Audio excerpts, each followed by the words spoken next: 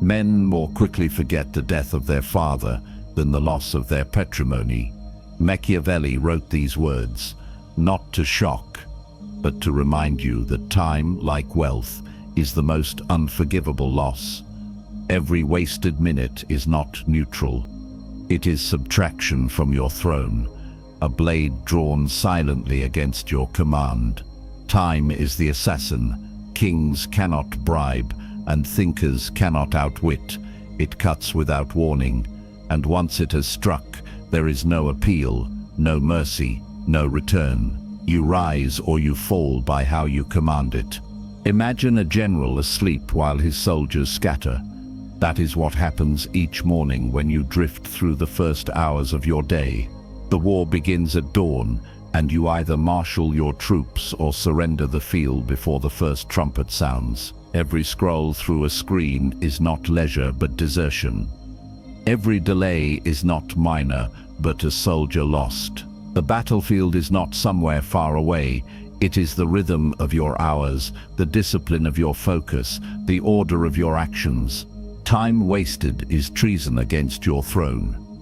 You cannot afford to treat it as background noise. To master it, you must recognize the enemy. The enemy is not fatigue, not others, not even circumstance. The enemy is your surrender to distraction.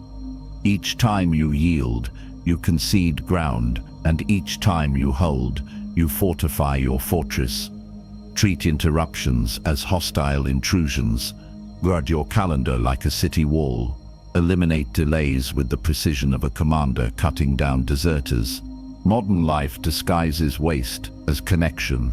You believe you are engaging when, in truth, you are being drained. A 10-minute detour into triviality multiplies into an hour.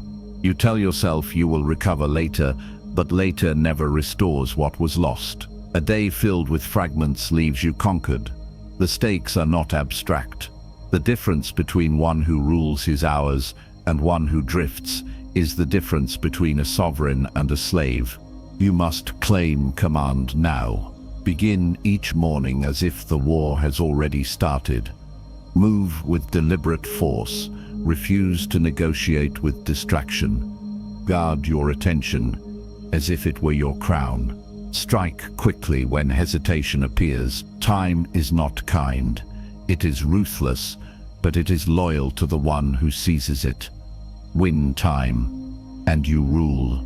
Lose time, and you are ruled. Time is your weapon. Wield it without mercy. Your mind is the throne. Every decision about time, every command you give to your hours, begins in the chamber of thought. When the throne is guarded, the kingdom stands. When it is left exposed, chaos sweeps in and overthrows the crown. Control of time is never first about the clock. It is about the throne room, where choices are made, defended, or abandoned. If your mind is scattered, time is wasted. If your mind is ordered, time bends to your will. Attention is the crown you wear. In history, rulers who lost their crown lost their sovereignty, no matter how strong their armies. In the same way, if your focus slips, you may still appear busy, but the power is gone. Guard your attention as a king guards his seal. Do not let every messenger rush through the gates. Train yourself to hold silence before reacting. Choose when to answer. Choose when to act. Command presence, not haste. Weak, I have no time. Strong, I command my time. Weak, I am distracted. Strong, I direct my focus. The words you use shape the guards who protect your crown. Distractions are not harmless. They are assassins, storming the gates of your fortress. The modern world rewards distraction and disguises it as progress. Notifications, endless updates, and sudden interruptions are blades at your throat. If you leave the gates open, the assassins will march through, smiling as they steal your hours. You must treat distraction as an enemy. Fortify your environment. Silence devices that demand your attention without earning it. Cut off intrusions that do not serve your command. Guard the gates with vigilance. The throne must remain untouchable. A disciplined throne room transforms time into an obedient servant. Think of the chamber of a ruler, ordered, deliberate, calm. Every document in its place, every guard standing ready, every decision weighed with clarity. Your mind must mirror that order. Clear space, eliminate clutter, focus on one command at a time. When your throne room is organized, hours obey. When it is disorderly, hours scatter and betray you. Imagine disagreement within your circle. Someone insists on urgency, shouting for immediate action. Instead of reacting with equal force, you sit tall upon your throne. You listen, steady and unmoved. You respond with calm precision. This will be addressed in order, not in chaos. In that moment, you remind everyone that you rule the throne, not the noise. That calm leadership restores discipline to the court. Every moment of control over your thoughts is another soldier loyal to your side. Each act of clarity strengthens the fortress. The mind that rules itself rules time. The throne is yours only if you guard it relentlessly. Rule your mind, or time will rule you. The morning is the battlefield where the day is won or lost. When dawn breaks, the trumpet call sounds. History's greatest leaders understood this truth. Generals rose before their soldiers, emperors held council before their enemies stirred, and thinkers carved silence before the crowd awoke. To rise early is not a lifestyle preference. It is a strategy of war. The enemy waits at dawn in the form of hesitation, indulgence, and distraction. If you do not strike first, the ambush consumes you before you take the field. The first hours define the kingdom of the day. A commander who hesitates at dawn forfeits initiative. The same is true of you. If you drift through the morning, you enter the day already conquered. Snoozing is not rest. It is surrender. It is handing the enemy your sword while you sleep. When you rise late and scattered, your soldiers, your hours arrive unarmed. You have crippled the army before it marched. The ambush of delay is subtle but lethal. A single hour of wasted morning expands into chaos that no amount of recovery can fully repair. You must treat the morning as the decisive clash. Build victory formation, the way a general arranges troops. Your rituals are tactical deployments. Reading sharpens the mind as scouts gather intelligence. Movement and exercise prepare the body as soldiers tightening armor. Focused planning is the war council that directs the army's next strike. These acts are not casual habits. They are the maneuvers that secure the field before opposition gathers strength. Without them, you face the day unprepared, scattered, vulnerable to every attack. Guard your battlefield from intrusions. Modern life disguises ambushes as comforts. Checking messages upon waking appears harmless, yet it drags your mind into 100 skirmishes before you have drawn your sword. Eating poorly at dawn feels small, yet it weakens your soldiers for the battles ahead. Indulging in chatter before securing silence looks social, yet it erodes your command. You must recognize that every choice at dawn strengthens or weakens the fortress. Picture disagreement at your table. Someone mocks your discipline, calling it unnecessary. Do not rise to anger. Sit calm, unmoved, and answer with the poise of a commander. Discipline is the shield that keeps me free. With those words, you turn mockery into silence. You remind them, and yourself, that the battlefield belongs to the one who commands it. The morning is yours only if you seize it. Rise with intent. Move with force, deploy rituals as weapons, guard the field as if enemies wait at every shadow. The day bows to the one who owns the dawn. Conquer the morning, and you conquer the day. Stillness is not the absence of action. It is the sharpening of the blade before the strike. In a world that confuses noise with progress, stillness is the forgotten weapon. Generals of old understood this truth. Before leading armies into battle, they retreated into silence to weigh their moves. Monks across centuries trained their minds to withstand storms by sitting in disciplined calm. Both paths, different in appearance, pointed to the same mastery, stillness as the ground where strategy is forged. When the noise of the world rushes in, those without inner silence collapse. Those who command stillness bend time to their advantage. Noise is chaos disguised as urgency. Every ping, every demand, every sudden pull on your attention fractures the order of your throne room. If you respond to all of them, you are ruled by chaos.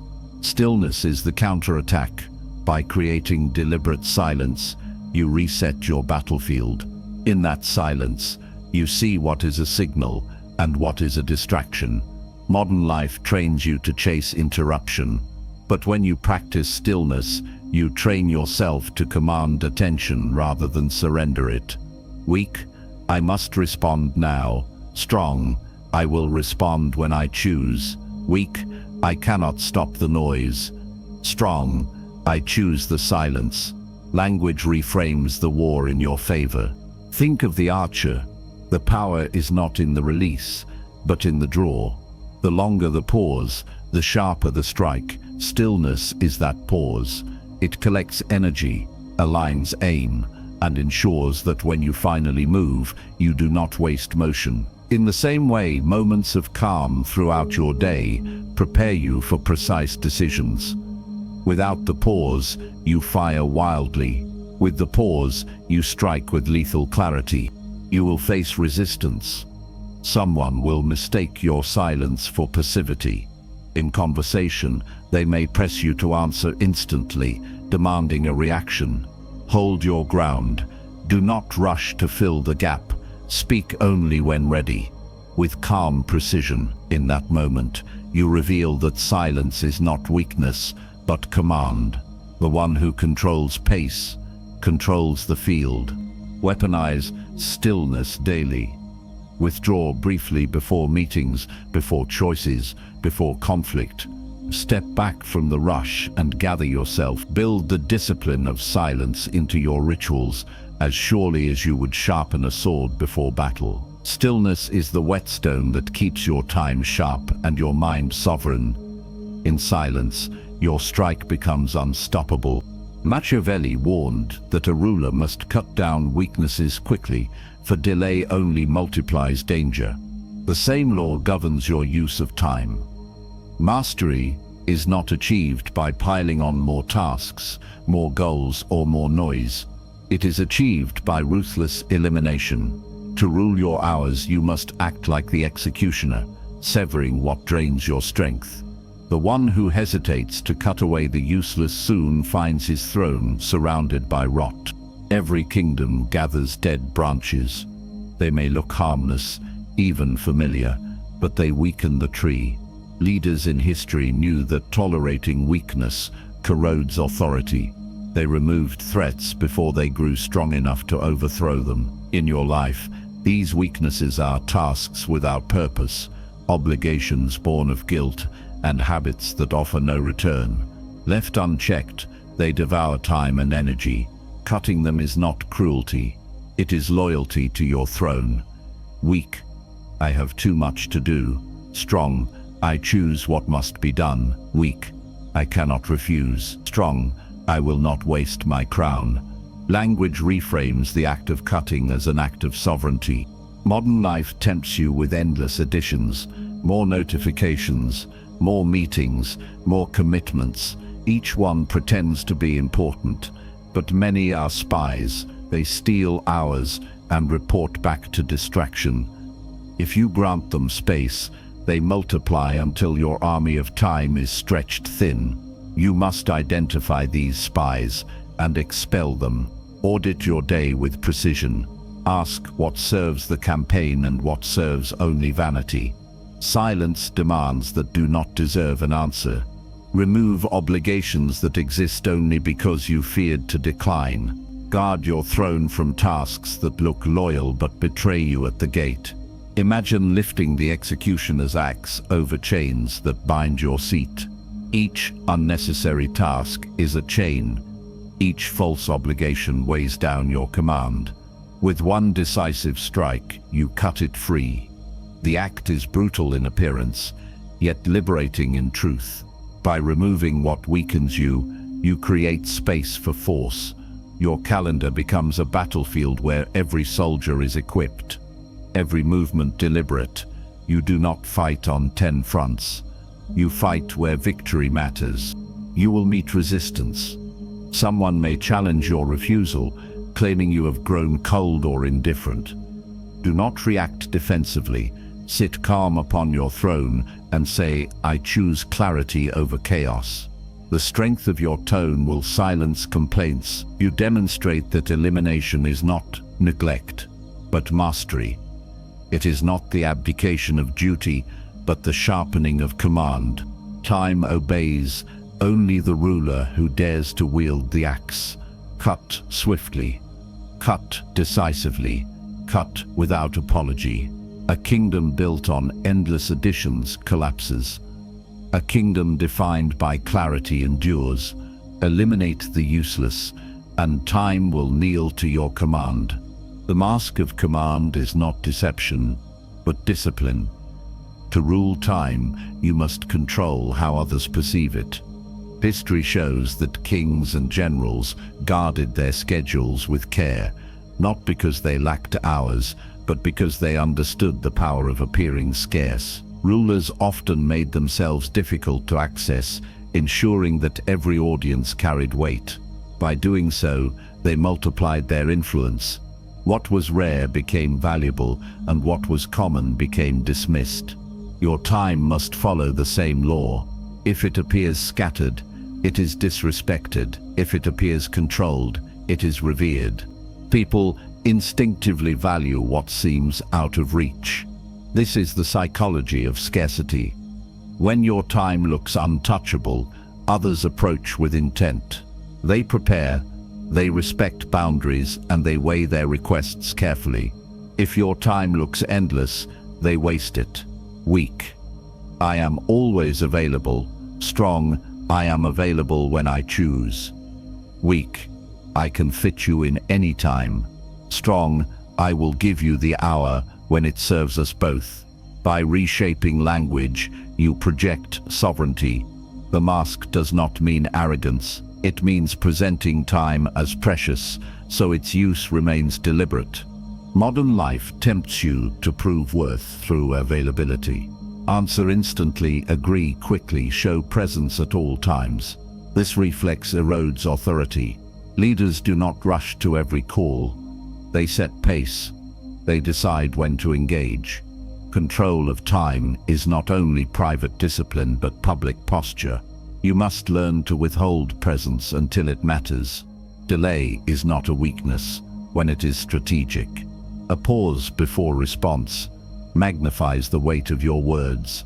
Guard your calendar the way a fortress guards its gates. Not every visitor enters. Not every knock deserves opening. Behind the mask lies the truth, abundance of control. By appearing scarce, you create space for mastery. You gain silence for planning, focus for execution, and clarity for judgment. Others wait, believing you to be occupied, while you command your time with precision. This illusion strengthens your throne. It is the difference between a ruler on display at all hours and a ruler glimpsed only in decisive moments. Scarcity enhances authority, but the abundance of command remains hidden behind the mask. You will face disagreement. Someone will challenge your refusal, accusing you of being difficult or detached. Do not defend with excuses. State calmly, "I value clarity, and I guard my hours to give my best." Your tone will disarm complaints. Instead of appearing defensive, you appear sovereign. The mask holds firm, and respect follows. Command your time as a ruler commands ceremony, appears scarce. Speak with weight, act with deliberation. Behind the mask of command, you gain the freedom to control both your hours and the respect of others. Guard your time as treasure, and others will treat it as gold. To rule time, you must become ruthless with yourself. Laziness is the assassin inside the walls, the traitor that smiles at you while it sharpens the knife. Great leaders understood this long before they commanded others. The most dangerous enemy was not foreign armies, but their own weakness. Discipline was the first conquest. A ruler who could not command himself could not command his soldiers, his city, or his destiny. History remembers those who mastered appetite, fatigue, and hesitation before they mastered nations.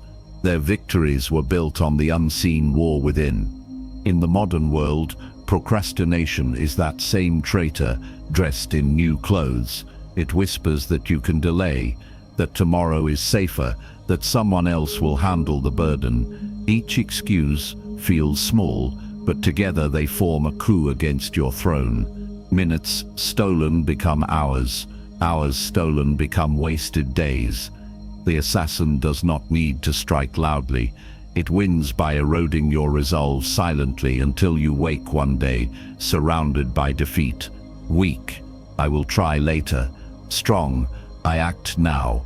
Weak, I do not feel ready. Strong, readiness is created by action. These shifts in language are weapons. Each word kills hesitation before it multiplies. Think of the assassin's art. It is precise, swift, and silent. That is how you must deal with excuses. Do not argue with them. Do not entertain them, and do not delay their end. Strike fast. If you hesitate when the thought of delay appears, the poison spreads. Instead, act immediately on the first command that serves your purpose. A short step, a single move, one task begun. The strike itself dismantles the rebellion. Your will strengthens with each execution of weakness. At times, someone around you may challenge this stance.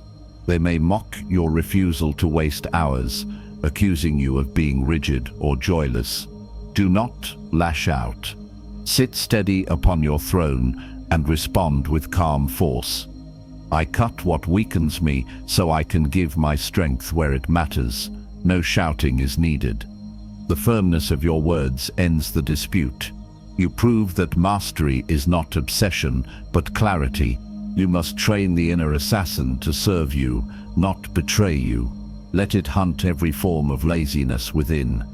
Let it strike down wasted motion, pointless distraction, and indulgence that undermines your throne. Each act of elimination makes time bend to your command. Without this discipline, you are ruled by softness. With it, you rule with precision. The war for time is fought in silence before dawn, in the decision to begin when you wish to delay, in the moment you cut the excuse before it breathes. Strike swiftly, strike calmly, strike without apology. Kill laziness before it kills your crown. Energy is the currency that buys back your hours. Without strength, time becomes a predator that devours you. Ancient warriors knew this truth. Before campaigns, they performed rites, not only to steel their spirit, but to strengthen their bodies. Food, rest, and ritual sharpened their edge before they faced the enemy. They did not march into battle drained. They fed themselves as carefully as they armed themselves, for a hungry soldier is a broken line. History shows that power was never only about weapons. It was about energy prepared before the clash. In the modern world, the battlefield is quieter, but no less demanding. The wars you fight are shaped by sleep, nutrition, and focus. Ignore these, and the hours turn against you. Work without sleep, and you stumble like a soldier forced into battle with no armor. Eat poorly, and your concentration shatters like a weakened shield. Fill your mind with noise, and you sabotage your own campaign before it begins.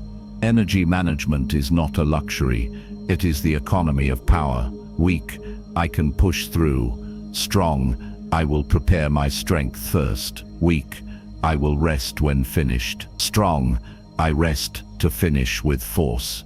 The shift is not indulgence, it is discipline. Inside you, there are two wolves. One is disciplined, sharp and relentless. The other is weak, indulgent and ready to yield. Both are fed daily, but only one must grow strong. Feed the disciplined wolf with clear sleep cycles, deliberate nutrition, and rituals of focus. Starve the weak one by denying indulgence, refusing aimless scrolling, and cutting late-night chaos. Each decision is a feeding. Each choice adds strength to one wolf and weakness to the other. The war for energy is fought meal by meal, hour by hour, and by decision. Resistance will appear. Someone may laugh at your boundaries, dismissing your refusal to stay up late or indulge in distraction. Do not argue. Say calmly, "I feed discipline, not weakness." The words alone close the debate. You do not explain further, because your results will be proof. What seems rigid is in fact sovereignty. What looks like denial is command. You cannot control time if you are too weak to use it. Energy is the fuel that turns hours into weapons. Guard it fiercely, prepare like a warrior before battle. Feed the wolf that serves you and starve the one that betrays you. Strength feeds time, and time feeds victory. Time is not a straight line, it is a chessboard where the strongest player is not the fastest, but the one who positions with foresight. Machiavelli wrote that fortune favors the impetuous, yet even impetuous moves require calculation. Sun Tzu advised that the general who wins has already considered victory before the battle begins. Both understood that power is secured not by racing through time, but by arranging pieces with deliberate vision. Each move you make today is not isolated. It creates a chain that either leads toward checkmate or leaves your throne exposed. Modern life blinds you with false urgency. Deadlines, flashing notifications, and constant demands trick you into believing speed equals progress. You rush as though the board were burning, yet most of what feels urgent is illusion. Rushing sacrifices position. You respond to every request, every distraction, every false alarm, and soon your pieces scatter across the board. What you mistake for efficiency is actually surrender. Weak, I must finish quickly. Strong, I must move strategically. Weak, I am falling behind. Strong, I decide the pace. When you reframe, you regain sovereignty over the board. The true master of time plays the long game. A pawn advanced with patience can change the outcome years later. The disciplined strategist accepts short-term restraint for long-term dominance. In your life, this means building systems, not scrambling for tasks. It means saying no to the urgent noise to invest in the decisive structure. A project built slowly with precision will outweigh 10 rushed half measures. Checkmate is not achieved in a single stroke, but through foresight, control, and refusal to panic under pressure. Consider a disagreement in the workplace. A colleague insists that everything must be done immediately, demanding speed at the cost of clarity. Do not match their panic. Respond calmly. We will act in order, not in chaos. That sentence repositions the board. You establish that haste does not rule you. By slowing the pace, you ensure accuracy, efficiency, and respect. Panic sacrifices your king. Patience protects him. The chessboard of life rewards vision. You must see years ahead, not merely hours. Do not let the illusion of urgency drag you into reckless play. Guard your pieces, sacrifice only with purpose, and maneuver steadily toward checkmate. Command your time as a grandmaster commands the game.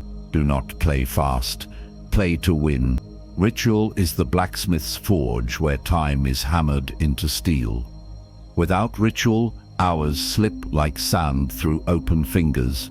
With ritual, Each strike shapes destiny. History shows that great commanders did not rely on chance. They built their strength through daily rites that hardened both body and spirit. Roman legions trained relentlessly, even in times of peace, knowing discipline today determined survival tomorrow. Samurai practiced forms until instinct replaced hesitation. Leaders forged constancy through repeated acts, so that when chaos came, they did not falter. Their rituals made time their servant, not their master. In the modern age, the same law holds true. Momentum is not born in bursts of passion, but in steady repetition. Habits compound. What feels small today multiplies into force tomorrow. Rising at the same hour sharpens will. Writing, training, or studying consistently builds a fortress of progress. Weak. I will do it when inspired. Strong. I will do it until inspiration arrives. Weak. I lost one day, so I failed. Strong. I lost one day, so I resume with greater force. Consistency is the economy of time. Every repeated act buys interest. Every broken ritual weakens the treasury. Imagine the forge. Each strike of the hammer bends iron into form. Alone, a single strike means nothing, but repetition transforms raw metal into a weapon. Your rituals are those strikes. Planning your day is one strike. Training your body is another. Reflection before sleep, another. Done once, they vanish. Done daily, they craft armor. The blacksmith does not question if the hammer matters. He knows only that without it, the blade stays dull. In the same way, you must wield ritual not as an option, but as law. At times, others will resist your rituals. They may call them rigid, unnecessary, even obsessive. Do not argue. Say calmly, discipline protects freedom. This answer ends the debate. Your tone reveals sovereignty. You show that ritual is not slavery, but command. It frees you from chaos. It hardens you against distraction. It ensures your hours are not wasted, but directed.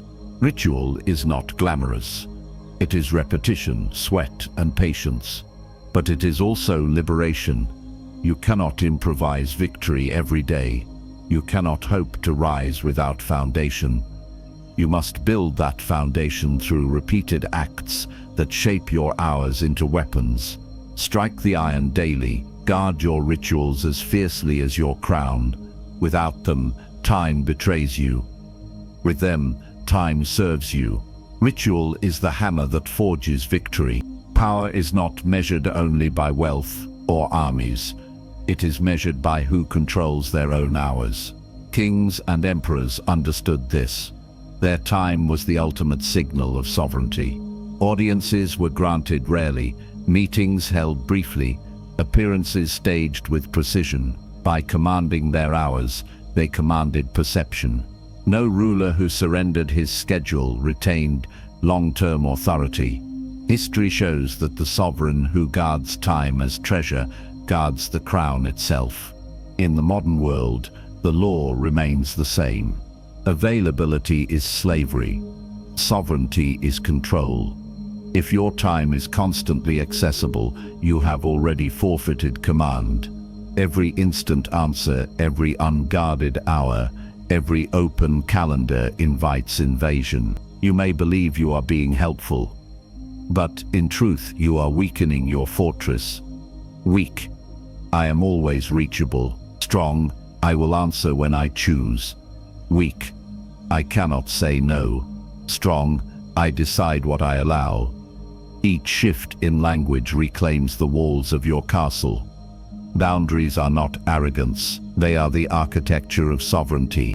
To become untouchable, you must build a fortress around your time. This fortress is not made of stone, but of discipline. You decide when to open the gates and when to close them. You determine who may enter and how long they may remain. You rule your hours not as a servant scrambling to please, but as a sovereign allocating resources with precision. Behind these walls, you gain the silence to plan, the clarity to act, and the strength to lead. Enemies cannot breach what you do not expose. Imagine someone pressing against your walls, demanding instant access to your hours. They insist. Their urgency outweighs your command. Do not panic. Respond with calm clarity. I will address this in its time. You reveal that you cannot be forced. Your tone is firm, not defensive.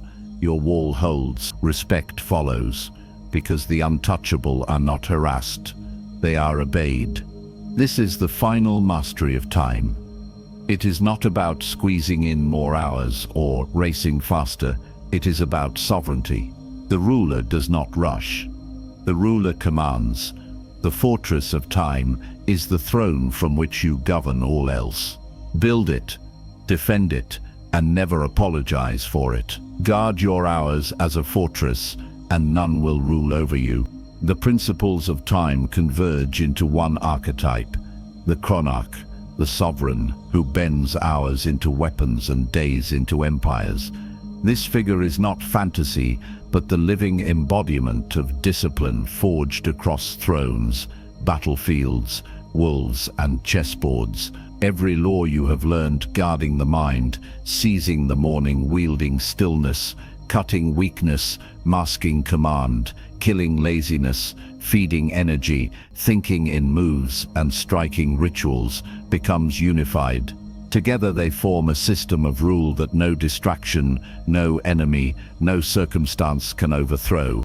History confirms this convergence. Leaders who shaped nations did not merely fight with swords or armies, they fought with time. They rationed their presence like treasure, knowing scarcity increased its value. They forged discipline daily, eliminating weakness before it spread. They sharpened silence into clarity, so when they spoke, each word landed like steel. They did not scatter their hours in panic. They placed each moment as a piece on the board, aligning moves for months, years, even decades. Their mastery was not luck. It was a command of time itself, wielded as both shield and spear.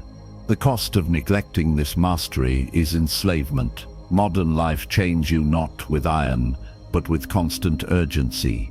Deadlines, screens demand, voices pull. You are told availability is virtue, speed is progress, and busyness is worth it. This is the trap.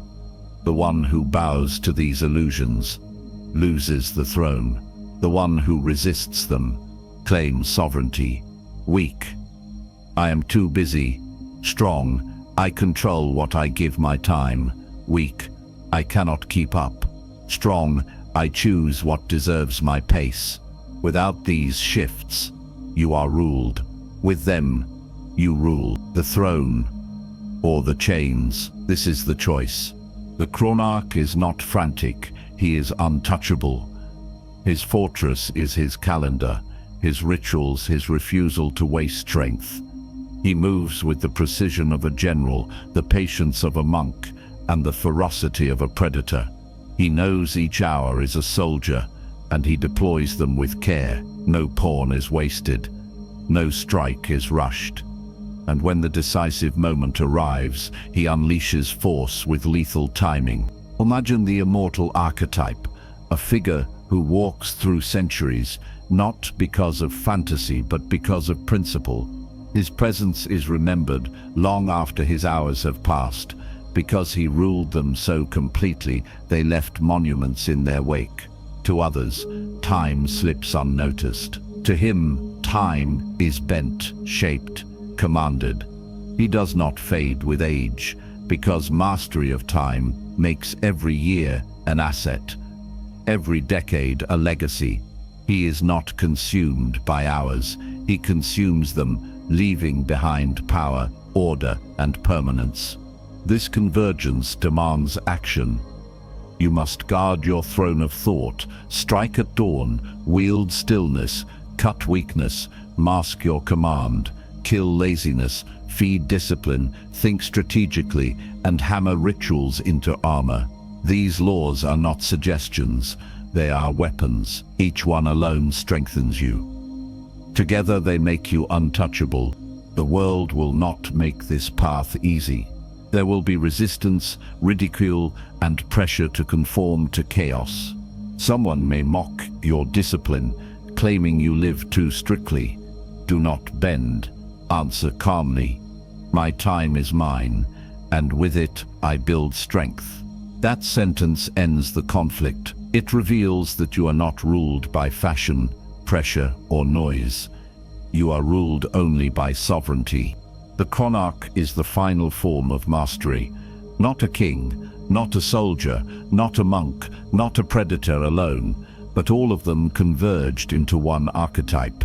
When you embody this, you do not merely manage time, you weaponize it. You turn hours into soldiers, days into campaigns, and years into empires. You bend time or you are broken by it.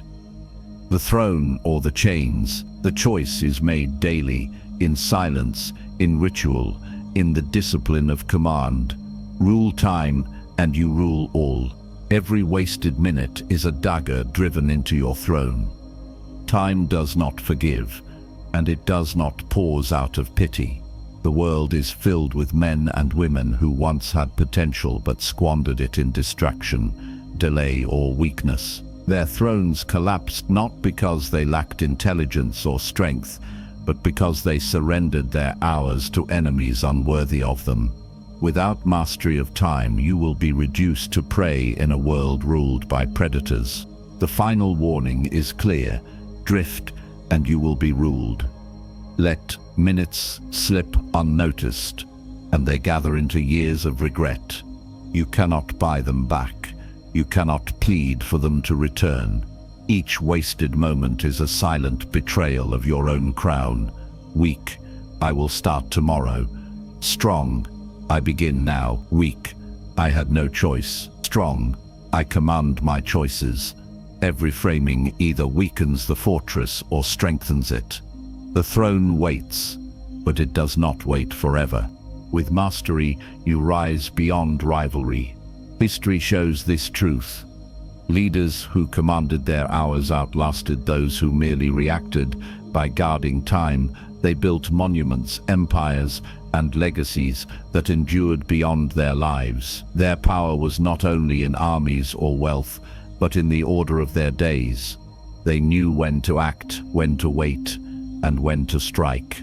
Their calendars were weapons as sharp as any blade. To rule time is to transform it into a sword that cuts through chaos, carving order where others stumble. The choice before you is absolute. Either sit upon the throne of time or remain a pawn on the board.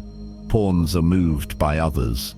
They follow urgency, obey demands, and surrender position until they are sacrificed. Sovereigns move themselves. They decide when to advance, when to defend, and when to claim victory. The pawn is disposable. The ruler is untouchable. Which will you be? Do not explain your discipline. Do not defend your boundaries. Simply act with clarity. If someone pushes against your control, answer calmly. My hours are mine, and I give them with intent. That is enough. You prove by action, not by argument, that sovereignty cannot be negotiated. Your throne awaits. It is not offered freely. It is seized through vigilance, discipline, and command of every hour. Sit upon it, and time becomes your sword. Neglect it, and time becomes your executioner. The law is final, and the choice is yours. Rule time or be ruled by it.